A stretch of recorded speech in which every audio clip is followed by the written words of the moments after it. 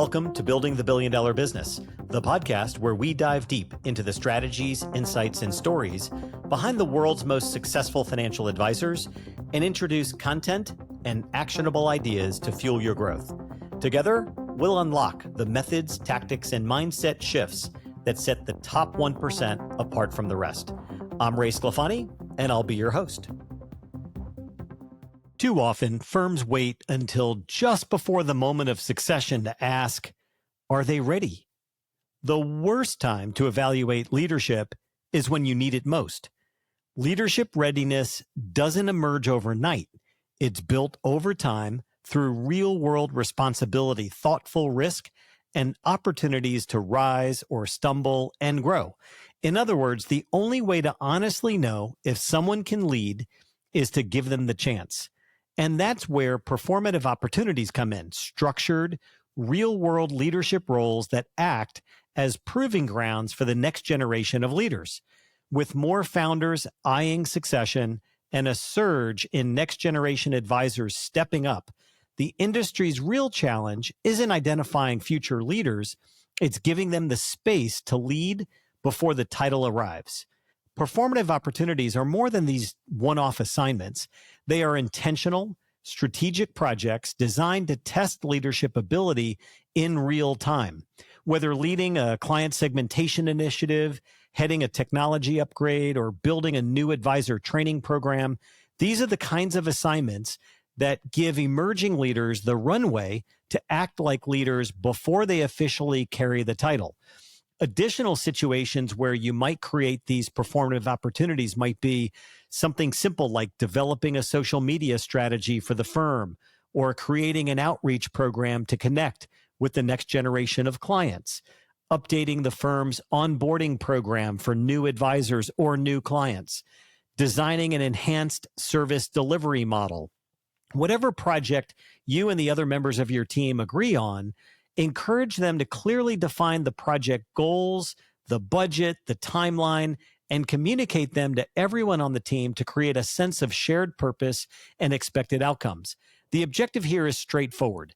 Establish the conditions where leadership either shows up or maybe doesn't, and there is the opportunity for development. There's a simple structure that we've used and have come to rely on here at ClientWise. We call it demonstrate, observe, and verify. Think of this as your leadership flight simulator, a place where future leaders can fly the plane in controlled situations and controlled conditions, learning by doing while still under a watchful eye. So what is this structure? It's really simple. It's 3 parts. Number 1, demonstrate. Show the next generation of leaders what exemplary leadership looks like in practice. This involves having them shadow experienced professionals who are leading strategic initiatives, not only modeling their tasks and decisions, but also grasping the thought processes behind those actions. That's the demonstrate. Second, observe. Hand over real responsibility. Allow them to take the reins without interference on a project that matters. Then watch how they lead, communicate, prioritize, and adapt. And then third, verify. This is where the learning begins to multiply. Debrief about the experience. What occurred? What was the outcome? Was it successful? What did you experience and learn? More importantly, what did the future leader learn along the way? Do they seek feedback, and are they applying it going forward? The cycle isn't just about evaluation. It is about growth and accountability. By providing these younger advisors with real life leadership challenges, it begins to help them focus on the learning and then gauge their performance in leading. These opportunities create a relatively safe and structured and controlled environment, especially for younger advisors, to what we call at ClientWise failing up, learning valuable leadership lessons from their mistakes, which then can carry them forward into future undertakings that help them avoid making the same errors when similar situations arise. In a recent survey that Michael Kitces conducted, it's autonomy, not income, that determines an advisor's overall happiness and satisfaction. Let me share with you a simple, actionable idea that you can institutionalize in your firm today.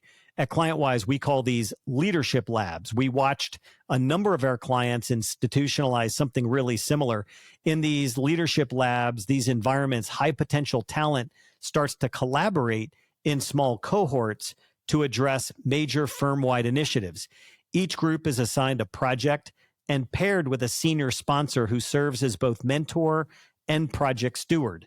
It's a great way to provide next generation leaders and advisors with an immense and immersive experience that helps cultivate and enhance all of their practical leadership skills. These programs often include training in areas such as team management, operational and financial oversight, and strategic decision making, with a focus on personalized support and practical application. Additionally, they may offer networking opportunities and insights from third-party experts. There's some key benefits here. I want to highlight a number of these because these leadership labs emphasize hands-on training in areas relevant to financial advisors and upcoming leaders in the firm. And that lets them make some mistakes and learn from those without adversely impacting the business. So that's the practical skill development. Then there's real personalized support. Many of these programs provide tailored coaching and assistance that help address specific or organizational challenges. There's the networking and collaboration, because these labs offer financial advisors and others in your firm chances to connect with peers and learn from more experienced professionals in your organization. Then there are expert insights. You bring in guest speakers, outside experts, subject matter experts that share their wisdom and insights. And this helps the next generation participating in the leadership lab valuable guidance for this ever-changing industry that we work in. So that expert insight is key. And then the last is a focus on motivation.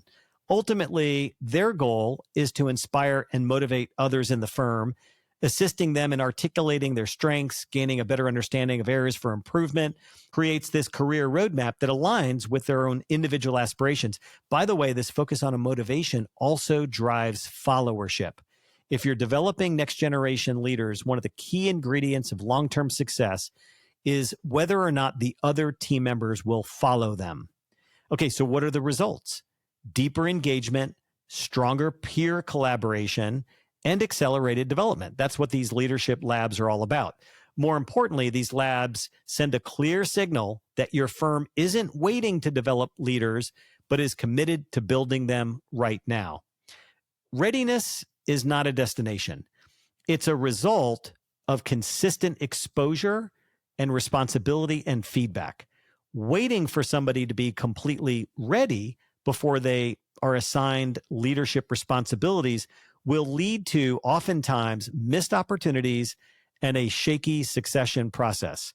By providing opportunities for others to lead, you actually foster a sense of both ownership and accountability. When they understand that, like, the buck stops here, well, it ignites their drive to take the initiative rather than following someone else's lead. Similarly, they learn about setting and holding people accountable for expected actions and outcomes, and demonstrates whether or not they can partner with others to co-create and collaborate outcomes that are in the best interest of the team, the firm, and shareholders, and ultimately clients. You see, firms that cultivate leadership through performative opportunities create a self-renewing pipeline.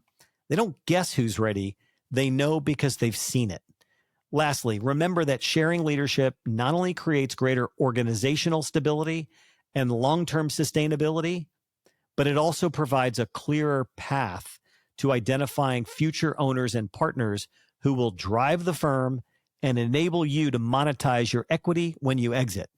Most importantly, it's a responsibility you owe to your clients to ensure their continuity of care far into the future. Remember, you don't build leaders by watching, you build leaders by letting them lead.